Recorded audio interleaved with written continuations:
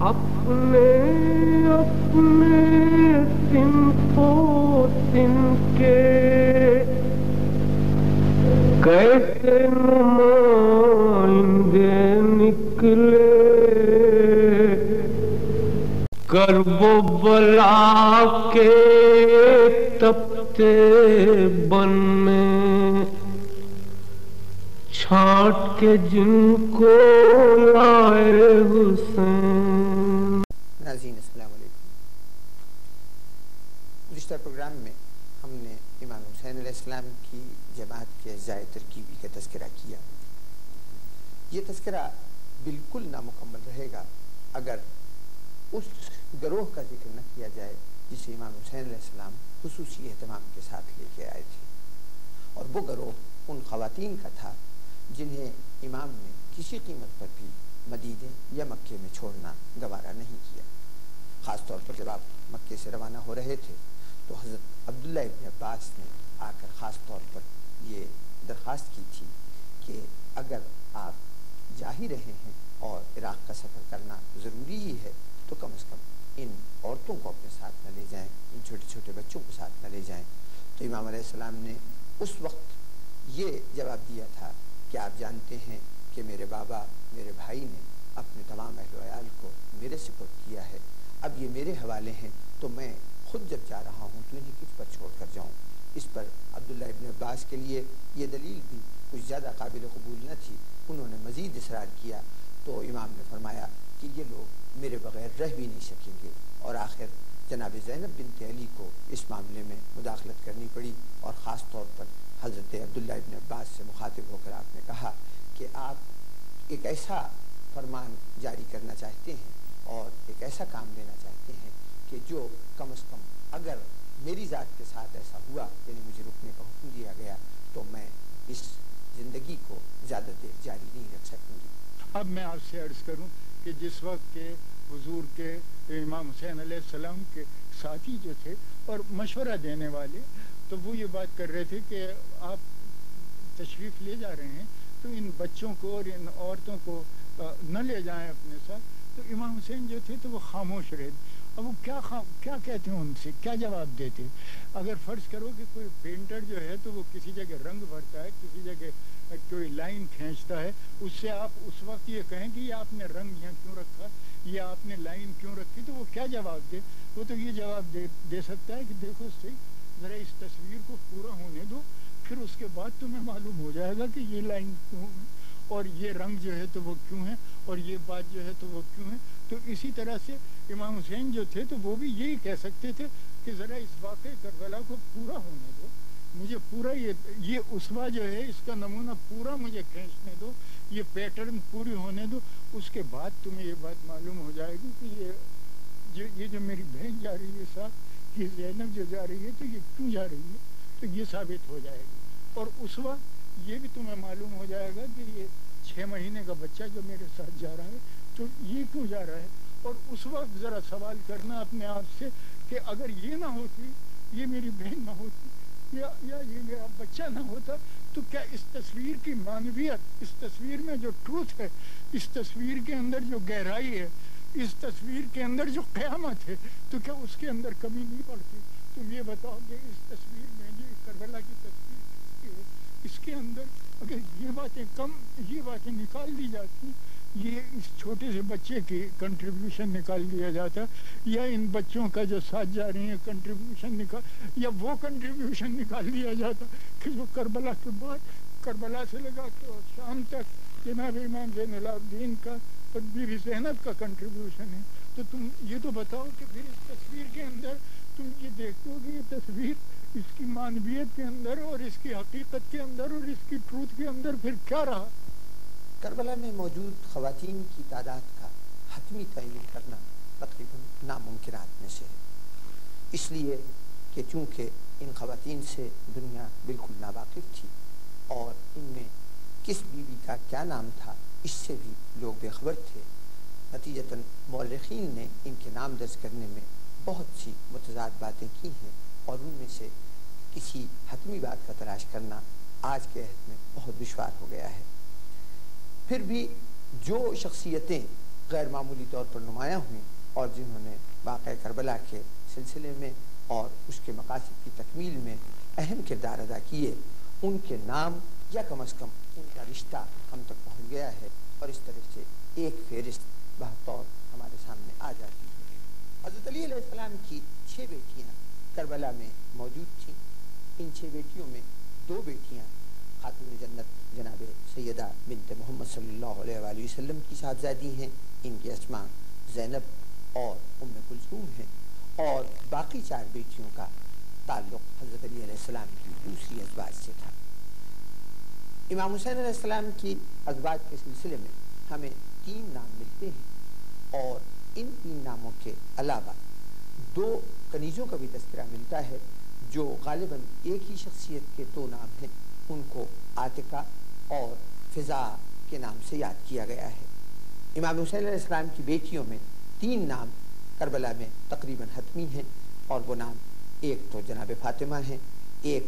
جناب سکینہ ہیں، اور ایک جناب رقیہ ہیں۔ جناب فاطمہ امام حسن علیہ السلام کے صاحبزادے حضرت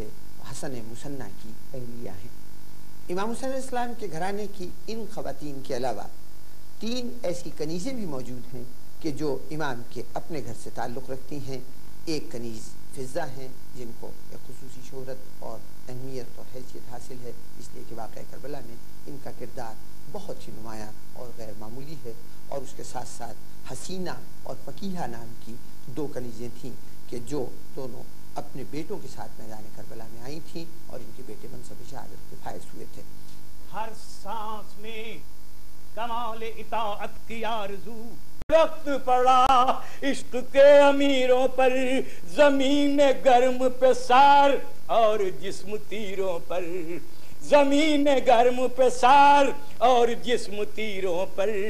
وہ ضرب شمر لئیں اور وہ اختتام نماز، وہ ضرب شمر لئیں اور وہ اختتام نماز، قضا کی تیز ہوا اور چراغ ناز و نیاز، خاموش ہو گیا جس دام خدا کی حمد کا ساز، دل نبی کی طرح ہل گئی زمین حجاز، دل نبی کی طرح ہل گئی زمین حجاز، عجب ادا سے، عجب ادا سے نمازی نماز پڑھ کے گیا، بہن کے سامنے نو کے سنا پہ چڑھ کے گیا، عجب ادا سے نمازی نماز پڑھ کے گیا، بہن کے سامنے نو کے سنا پہ چڑھ کے گیا۔ در حقیقت اگر اس پورے واقعہ کربلا کا تجزیہ کیا جائے تو ہم کو یہ نظر آتا ہے کہ امام حسین کے سامنے ایک بہت بڑا مقصد تھا، اور اس مقصد کے 2 حصے تھے۔ ایک تو وہ خود پورا کر سکتے تھے، اور ایک ان کی شہادت کے بعد پورا ہونا تھا۔ جو حصہ امام حسین خود پورا کر سکتے تھے وہ 28 رجب سن 60 سے شروع ہو کر 10 محرم سن 61 کے وقت عصر ختم ہو گیا، لیکن بات یہی ختم نہیں ہو جاتی۔ اگر یہ ہوتا تو شاید امام حسین کا مقصد ادھورا رہ جاتا۔ امام حسین کو در حقیقت لوگوں کے، مسلمانوں کے جذبات کو، ان کے نفسیات کو، ان کے ذہنوں کو جھنجھوڑنا تھا۔ کامیابی اور فتح کے 2 طریقے ہوتے ہیں، ایک تو یہ کہ طاقت کے ذریعے سے فتح کر لیا جائے، ایک یہ کہ انسان کی روحوں کو جھنجھوڑ کر اور ان کو زندہ کر کے فتح کیا جائے۔ امام حسین جانتے تھے کہ طاقت سے جو فتح حاصل ہوتی ہے وہ پائیدار نہیں ہوتی، ایک دوسری طاقت آتی ہے، اس سے زیادہ بڑی طاقت آتی ہے اور وہ اس کو ختم کر دیتی ہے۔ تاریخ انسانیت میں ہمیشہ یہی ہوتا رہا ہے۔ لیکن وہ فتح جو انسان کے ضمیروں کو جھنجھوڑ کر، ان کی روحوں کو بیدار کر کے حاصل ہوتی ہے، وہ پائیدار ہوتی ہے، وہ دائمی ہوتی ہے، وہ ہمیشہ باقی رہنے والی ہوتی ہے۔ اے حسین ابن علی، فاتح جنگ اقدار، حق کا اس بات تھا، بیعت سے وہ تیرا انکار، تیرے انکار میں پوشیدہ تھے کیا کیا اسرار، اس کی تفہیم کو ہوں گی ابھی صدیاں درکار، تیرے انکار میں پوشیدہ تھے کیا کیا اسرار، اس کی تفہیم کو ہوں گی ابھی صدیاں درکار، کچھ بیاں ہو چکی کچھ شرح بھی باقی ہے۔ کربلا ایسی حقیقت ہے جو آفاقی ہے۔ وقت اثر کربلا میں ایک کربلا اختتام کو پہنچا، لیکن اسی اثر کے بعد ایک نئے کربلا کا آغاز ہوا، ایک نئے جہاد کا آغاز ہوا، ایسا جہاد جو بہت طویل عرصے تک پھیلا رہا۔ لیکن اس جہاد کی خصوصیت یہ ہے کہ اس سے پہلے جو مجاہد میدان میں گئے تھے وہ اس راستے پہ چل رہے تھے جو ان کے بزرگوں کا شیوا تھا، ان کے بزرگوں کا طریقہ کار تھا۔ لیکن اب جو جہاد وقت اثر روز عاشور کے بعد شروع ہونے والا ہے، اس کی مثال اس گھرانے میں اس سے پہلے موجود نہیں ہے، اس لیے کہ اس گھر کی خواتین نے جن مصائب کا سامنا شام غریباں اور اس کے بعد آنے والے تمام دنوں میں کیا ہے، وہ مصائب اور وہ حالات کبھی بھی بنی ہاشم کے گھرانے کی کسی خاتون کو درپیش نہیں آئے۔ بعد شہادت امام حسین علیہ السلام ابن زیاد کی فوجوں نے اپنے حملوں کا رخ امام حسین علیہ السلام کے گھرانے کے جو اور افراد کربلا میں آئے تھے ان کے ساتھ بھی ان کی ازواج یا کچھ بچوں کی مائیں اس معرکے میں موجود تھیں۔ ان کی تعداد تقریباً 7 کے قریب ہے، جن کے نام یا جن کی تفصیلات ہم تک پہنچی ہیں۔ ان کی کیفیت یہ ہے کہ اس میں جناب امام حسن علیہ السلام کی ایک بیوہ ہیں، ایک حضرت عباس ابن علی کی اہلیہ ہیں، جناب مسلم ابن عقیل کی اہلیہ بھی ہیں اور ان کی ایک بیٹی بھی کربلائی ہے۔ بعض روایات کے مطابق حضرت مسلم ابن عقیل کی 2 بیٹیاں کربلا کے اندر موجود تھیں۔ امام زین العابدین علیہ السلام کی زوجہ بھی یہاں پر موجود ہیں اور حضرت عباس کے بھائی عثمان ابن علی کی بیوی بھی اور بیٹی بھی کربلا کے معرکے میں شریک ہوئی تھیں۔ ہماری بیویاں جو واقعہ کربلا میں شریک ہوئیں وہ کوئی معمولی خواتین نہیں تھیں۔ ان کی تربیت آغوش رسالت میں ہوئی، ان کی تربیت رسول کے گھرانے میں ہوئی، ان کی تربیت سنت و کتاب کی روشنی میں ہوئی، اور انہیں علم تھا کہ جب کربلا بپا ہوگی، جب کربلا سجے گی تو ہمیں ہماری گود سے بچے بھی قربان کرنے ہوں گے، ہمیں مصیبتیں و صعوبتیں بھی برداشت کرنی ہوں گی، ہمیں بھوک اور پیاس کی شدت بھی برداشت کرنی ہوگی۔ لیکن جو جذبہ، جو مقصد ہماری بیویوں کے سامنے تھا، اس مقصد کی بلندی نے ان کے پیروں میں لغزش نہ آنے دی۔ یہ کوئی معمولی بات نہیں ہے کہ ماں 6 ماہ کے بچے کو سجا کر مولا کی گود میں دے رہی ہے کہ قربان کر دے۔ یہ کوئی معمولی بات نہیں ہے کہ 18 سال کے بیٹے کو سجا کر میدان کربلا کی جانب ماں مسکرا کر بھیجے۔ اس کو معلوم ہے کہ اکبر واپس نہیں آئیں گے،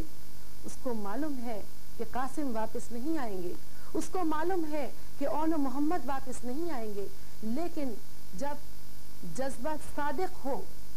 جب جذبے کی سربلندی کا علم ہو، تو پھر یہ تمام قربانیاں، یہ تمام مسائل، یہ تمام پریشانیاں ہنچ ہو جاتی ہیں۔ اور یہی جذبہ تھا کہ جس کے سبب ہماری بیویوں نے وہ قربانیاں، وہ پریشانیاں اور وہ مسائل جھیلے ہیں کہ جو دل دہلا دینے والے ہیں۔ امام حسین علیہ السلام کے ساتھ جو جماعت آئی تھی اس میں خصوصیت سے آپ کے انصار جن حالات میں آ کر آپ کے ساتھ شریک سفر ہوئے تھے، وہ حالات ہرگز اس بات کی اجازت نہیں دیتے تھے کہ ان کے ساتھ ان کے گھر کے افراد بالخصوص خواتین اور بچے بھی ہوتے، کیونکہ اہل کوفہ انتہائی نازک حالات میں چھپتے چھپاتے امام حسین علیہ السلام کے جماعت پر پہنچے تھے اور جماعت میں شامل ہوئے تھے۔ ایسی صورت میں اہل کنبہ کو ساتھ لے کر سفر کرنا تقریباً ناممکن کے مترادف تھا۔ اس کے باوجود کم از کم 9 نام ہمیں ایسے ملتے ہیں کہ جو ان خواتین پر مشتمل ہیں کہ جو اصحاب امام حسین علیہ السلام سے تعلق رکھتی تھیں۔ ان خواتین کی فہرست میں کچھ کنیزیں ہیں اور کچھ وہ شخصیتیں ہیں کہ اپنے بیٹوں کے ساتھ یا اپنے شوہروں کے ساتھ کربلا کے اندر آئی ہیں۔ ان میں سے کچھ نے تو غیر معمولی کارناموں کے ذریعے سے اپنے نام کو انتہائی نمایاں کر لیا ہے۔ وہ شخصیتیں کہ جو اس گروہ میں شامل تھیں اور جنہوں نے واقعہ کربلا کے دوران کچھ غیر معمولی کارنامے بھی کیے، ان میں سے 4 ایسی شخصیتیں ہیں کہ جو دوران معرکہ کربلا اپنے خیموں سے باہر نکلی، اور خصوصیت سے 2 ایسے خواتین ہیں کہ جنہوں نے اپنے طور پر جہاد کربلا میں یعنی قتال کربلا میں بھی شرکت کرنے کی کوشش کی۔ ام وہب بنت معبد عبداللہ ابن عمیر کلبی کی شریک حیات تھیں۔ دوران جہاد عبداللہ کا ایک ہاتھ کٹ گیا تو یہ خیمے کا ایک بانس لے کر دشمنوں کو للکارتی اور شوہر کو نصرت آل رسول پر استقامت کی تلقین کرتی نکلی، لیکن حکم امام پر واپس خیمے میں چلی گئیں۔ کچھ دیر بعد جب شوہر کے شہید ہونے کی خبر ملی تو بے ساختہ خیمے سے نکل کر شوہر کے پاس پہنچی اور ان کا سر گود میں لے کر کہنے لگی، تمہیں جنت مبارک ہو۔ اس مرحلے پر شمر نے اپنے غلام رستم کو اشارہ کیا تو اس نے آگے بڑھ کر ام وہب کے سر پر گرز کا بھرپور وار کیا۔ ام وہب شہید ہو گئیں اور شہدائے کربلا کی فہرست میں ایک خاتون کا مقدس نام بھی شامل ہو گیا۔ دوسری خاتون بحریہ بنت مسعود جنادہ بن کعب انصاری کی اہلیہ تھیں۔ شوہر کی شہادت کے بعد اپنے کمسن بیٹے عمر بن جنادہ کو تلوار لے کر میدان میں بھیجا اور خود در خیمہ پر کھڑی ہو کر بچے کا دل بڑھانے لگی۔ کچھ دیر میں بچہ شہید ہوا تو قاتل نے سر قلم کر کے ماں کی طرف پھینک دیا۔ ماں نے بچے کو سر اٹھا کر سینے سے لگایا اور کہا، شاباش بیٹا، تو نے میرا دل خوش کر دیا اور آنکھوں میں ٹھنڈک ڈال دی۔ اس کے بعد بچے کے سر دشمنوں کی طرف پھینک کر ایک گرز اٹھا کر یزیدی فوج کی طرف بڑھی۔ امام حسین نے حکم شریعت کا حوالہ دے کر واپسی کا حکم دیا تو یہ فرش شناس خاتون خیمے میں واپس آ گئیں۔ کربلا کی خواتین میں ایک اہم فہرست ان عظیم ماؤں کی ہے جنہوں نے اپنے جگر گوشوں کو اپنی نگاہوں کے سامنے راہ خدا میں قربان ہوتے دیکھا اور اپنی اس نظر کی قبولیت پر شکر الہی بجا لائیں۔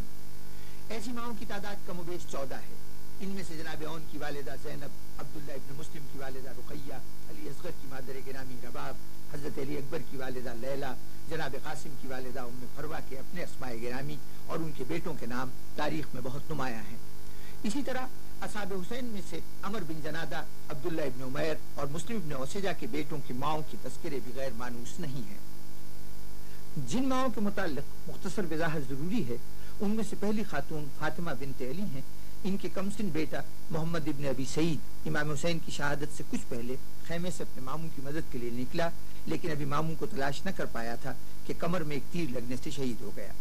اسی طرح ام اسحاق بنت طلحہ امام حسین کی زوجہ ہیں۔ آپ کے بطن سے ایک فرزند عبداللہ کربلا ہی میں پیدا ہوا، لیکن ایک ایسے مرحلے پر کہ بچے کو امام گود میں اٹھائے ہوئے تھے، ایک تیر بچے کو آ کر لگا۔ حضرت علی اصغر کی طرح ایک اور بچہ امام کی آغوش میں شہید ہو گیا۔ ایک اور ماں حضرت لبابہ ام رسول عباس ابن عبد المطلب کی پوتی اور عباس علمدار کی زوجہ ہیں۔ بعض روایات سے ظاہر ہوتا ہے کہ آپ کا ایک بیٹا عبداللہ بھی کربلا کے شہداء میں داخل ہے۔ اسی طرح ایک اور کمسن بچے کی ماں امام حسین کی صاحبزادی فاطمہ ہیں، جو امام حسن کے بیٹے حسن مثنیٰ کی زوجہ ہیں۔ ان کا بچہ بھی وقت شہادت حسین اپنے والد کے چچا پر ہونے والے مظالم کی تاب نہ لا کر خیمے سے نکلا۔ شمشیر ظلم نے اس بچے کو نانا کی گود میں شہید کر دیا۔ دو اور چچا پر ہونے والے مظالم کی تاب نہ لا کر خیمے سے نکلا۔ شمشیر ظلم نے اس بچے کو نانا کی گود میں شہید کر دیا۔ دو اور مائیں فقیہ اور حسینہ خاندان رسالت کی کنیزیں تھیں۔ ان کے بیٹے قارب بن عبداللہ اور منہج بن سہم بھی شہداء میں شامل ہیں۔ زوجہ عبداللہ ابن عمیر کلبی وہ خاتون ہے جس نے فوج یزیدی کی شقاوت کا ایک اور گوشہ نمایاں کر دیا۔ عبداللہ ابن عمیر کلبی کی شہادت پر یہ خیمے سے باہر نکلی، شوہر کی لاش پر پہنچی، شوہر کے سر کو اپنے زانوں پر رکھا۔ ابھی اپنے شوہر کو خدا حافظ کہہ رہی تھی کہ ایک شقی نے آگے بڑھ کر آپ کے سر پر تلوار کا وار کیا اور یہ بھی اپنے شوہر کے ساتھ منصب شہادت پر فائز ہو گئیں۔ دوسری خاتون جو خیمے سے باہر نکلی وہ مسلم ابن اوسجہ کی کنیز تھیں اور یہ اس وقت خیمے سے باہر آئیں جب مسلم ابن اوسجہ کی شہادت ہوئی، اور انہوں نے خیمے سے باہر آ کر جناب مسلم ابن اوسجہ کے فضائل بیان کرتے ہوئے چند اشعار پڑھے جو مسلم ابن اوسجہ کا مرثیہ کی حیثیت رکھتے ہیں، لیکن جلدی ہی امام نے حکم دیا اور یہ کنیز خیمے کے اندر واپس چلی گئی۔ کربلا ایک سانحہ نہیں، تحریک ہے۔ یہ دو فوجوں کا نہیں، دو نظریوں، دو رویوں کا تصادم تھا، حق و باطل کا ایسا ٹکراؤ جس نے فاتح و مفتوح کا تصور بدل دیا اور باطل اپنے تمام تر اختیار اور اقتدار کے باوجود سرنگوں ہو کے رہا۔ امام حسین نے اگر اپنی جان کا نذرانہ دے کر مفہوم لا الہ کو بچایا تو جناب زینب و کلثوم نے ناشر واقع کرب و بلا بن کر ان شخصیات کا بھی صحیح تعارف کروایا اور ان اقدار کو بھی دنیا تک پہنچایا اور سمجھایا جن کی خاطر امام حسین نے یہ عظیم قربانی دی تھی۔ یہ بیویاں نہ ہوتی تو امام حسین کا کارنامہ ایک گونگے کا خواب بن کر رہ جاتا۔ امام حسین اور ان کے ساتھیوں کا لہو کربلا کی ریت میں جذب ہو جاتا،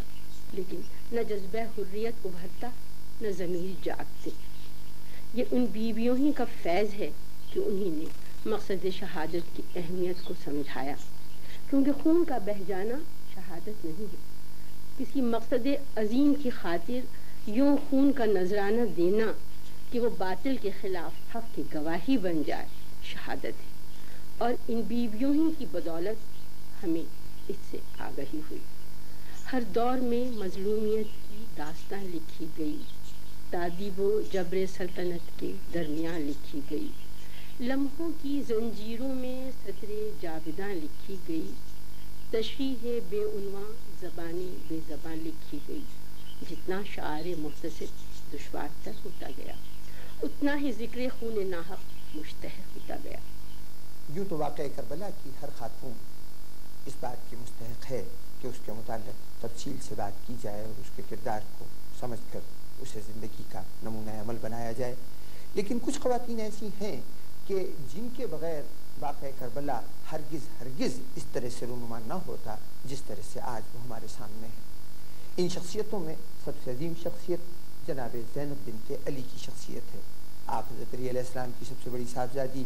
اور جناب فاطمہ صلوات اللہ علیہا جو خاتون جنت ہیں ان کی بڑی بیٹی ہیں۔ جناب زینب کو ابتدائے عمر سے ہی کربلا کے نقطہ نظر سے تربیت دی جاتی رہی۔ حضرت علی علیہ السلام نے ان کی شخصیت کے ان تمام جوہروں کو نمایاں کیا اور ان تمام جوہروں کی تربیت کی کہ جو آنے والے زمانے میں جناب زینب کے لیے سہارا بن سکتے تھے۔ جناب زینب اتنی ہمہ جہت شخصیت تھیں کہ کربلا تک آپ کا کردار ایک صنف نازک کے نمائندے کا کردار ہے، لیکن کربلا کے فوراً بعد ایسا محسوس ہوا کہ اب جناب زینب علی بن ابی طالب اور امام حسین علیہ السلام کے کردار کا پرتو بن گئی ہیں۔ آپ نے جس مردانہ وار انداز سے کربلا سے کوفہ تک اور کوفہ سے دمشق تک کے مصائب کا سامنا کیا، جس جرأت و ہمت سے ابن زیاد اور اس کے بعد یزید کو دربار میں للکارا ہے اور ان کی غلط باتوں کی تردید کی ہے، وہ تاریخ کا اتنا سنہرا باب ہے، اتنا عظیم باب ہے کہ جس کا متبادل، جس کا مترادف اور جس کا ہم پلہ کوئی اور تذکرہ ہمیں نظر نہیں آتا۔ اسی طرح کی ایک شخصیت جناب رباب کی شخصیت ہے۔ رباب بنت عمرہ القیس جناب امام حسین علیہ السلام کی اہلیہ ہیں۔ آپ کو یہ اعزاز حاصل ہے کہ جہاں آپ کے شوہر امام حسین علیہ السلام منصب شہادت پہ فائز ہوئے، وہاں اللہ نے آپ کو 2 اور لال عطا کیے تھے، ایک کا نام علی اصغر ہے اور دوسرا آپ کی صاحبزادی سکینہ بنت الحسین۔ حضرت علی اصغر کا انتقال شہادت کربلا میں ہوئی اور جناب سکینہ کی شہادت شام کے قید خانے میں ہوئی۔ اس طرح سے جناب رباب وہ شخصیت ہیں کہ آپ کا سر سے سرتاج کا سایہ بھی اٹھ گیا اور آپ کی گود بھی خالی ہو گئی، لیکن اس پورے عرصے میں انہوں نے جس صبر و استقامت کا مظاہرہ کیا ہے وہ خاندان بنی ہاشم سے براہ راست تعلق نہ رکھنے کے باوجود اتنا منفرد اور اتنا انوکھا ہے کہ طبیعتیں حیران رہ جاتی ہیں، اس لیے کہ بعد شہادت جناب علی اصغر امام حسین علیہ السلام کے لیے اس ماں کی ان سوال بنی ہوئی آنکھوں کا سامنا کرنا انتہائی دشوار کام تھا کہ جو اپنے بچے کو پانی پلانے کے لیے شوہر کے سپرد کرے اور بعد میں بچے کی لاش دیکھے، لیکن جس صبر و استقامت سے اپنے دکھی شوہر کا استقبال جناب رباب نے کیا ہے وہ بھی اپنی جگہ ایک منفرد واقعہ ہے۔ اسی طرح جناب لیلہ سقفیہ حضرت علی اکبر کی والدہ، ان کی خصوصیت یوں بھی بہت زیادہ ہے کہ یہ اتفاق سے یزید سے عزیز داری رکھتی تھیں۔ ان کی والدہ میمونہ ام المومنین حضرت ام حبیبہ کی بہن اور ابو سفیان کی بیٹی ہیں۔ یہ بیاہی تھیں ابو مرہ سقفی کو اور ابو مرہ سقفی کی بیٹی جناب لیلہ تھیں، اس لیے جناب لیلہ کے لیے خاص طور پر یہ دھڑکا، یہ احساس موجود تھا کہ اگر حضرت علی اکبر کے کردار میں ذرا سی بھی کوئی خامی ہوئی تو دنیا آپ کو ملزم گردانے کی۔ چنانچہ آپ نے خصوصیت سے حضرت علی اکبر کو میدان میں نہ صرف یہ کہ خود بھیجا بلکہ ان کو پوری طرح سے یہ اصرار کے ساتھ آمادہ کیا کہ وہ کوئی ایسی بات نہ کریں کہ جو ان کے ماں کے اس حوالے کو ان کے لیے بدنامی کا سامان بنا دے۔ اگر کربلا کی ان خواتین کے تذکرے میں حضرت فضہ کی بات نہ کی جائے تو زیادتی ہوگی، اس لیے کہ حفشہ کی یہ کنیز نوبیہ کے علاقے کے رہنے والی اس کنیز نے کربلا میں اپنے عمل سے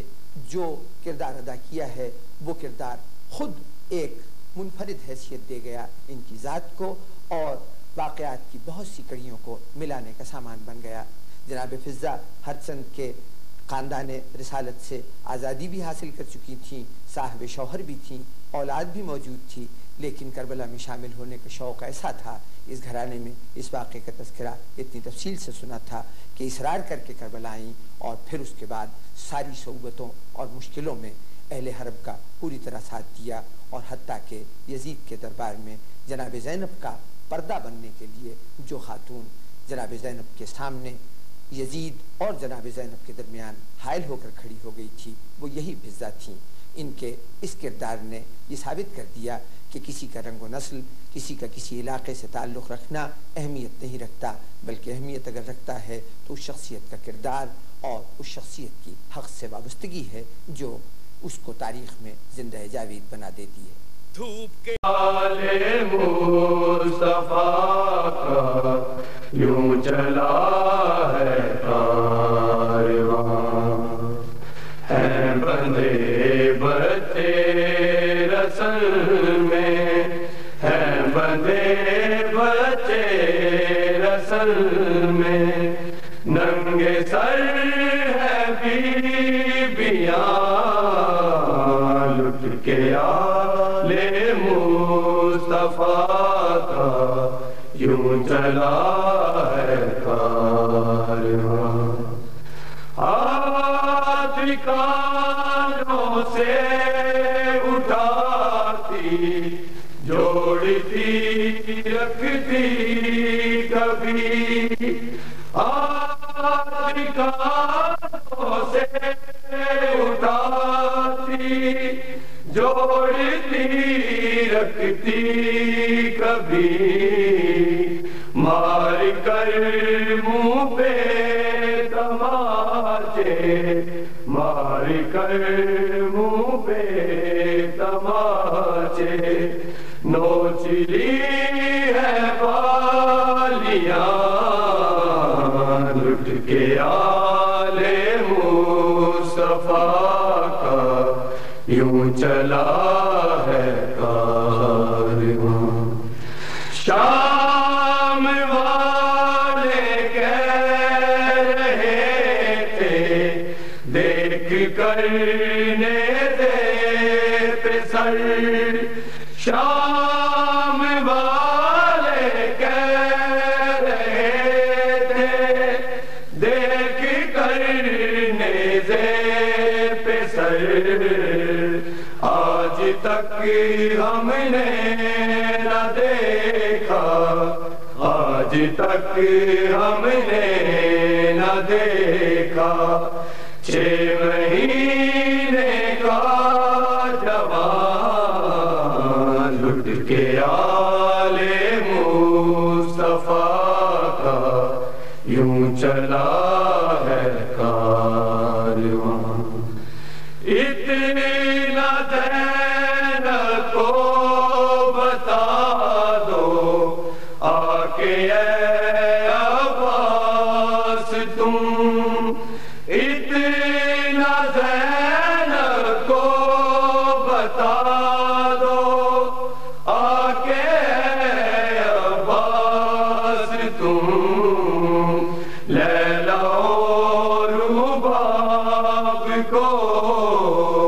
لیلا و رباب کو کس دل سے بادوں رسیاں لٹ کے آلے مصطفیٰ کا یوں چلا ہے کارواں، مار کر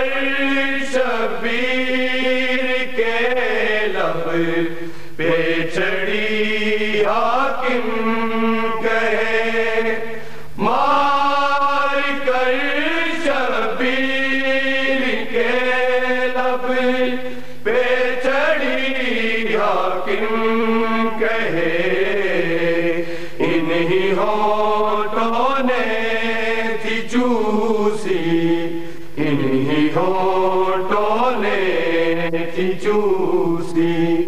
کیا محمد کی زبان لٹ کے آل مصطفیٰ کا یوں چلا ہے کارواں بے بسی آل نبی کی تھی تماشا شام میں بے بسی آل نبی کی تھی تماشا شام میں پتھروں سے زخمی جب پتھروں سے زخمی جب ہو تین نبی کی بیٹیاں لٹ کے آل مصطفیٰ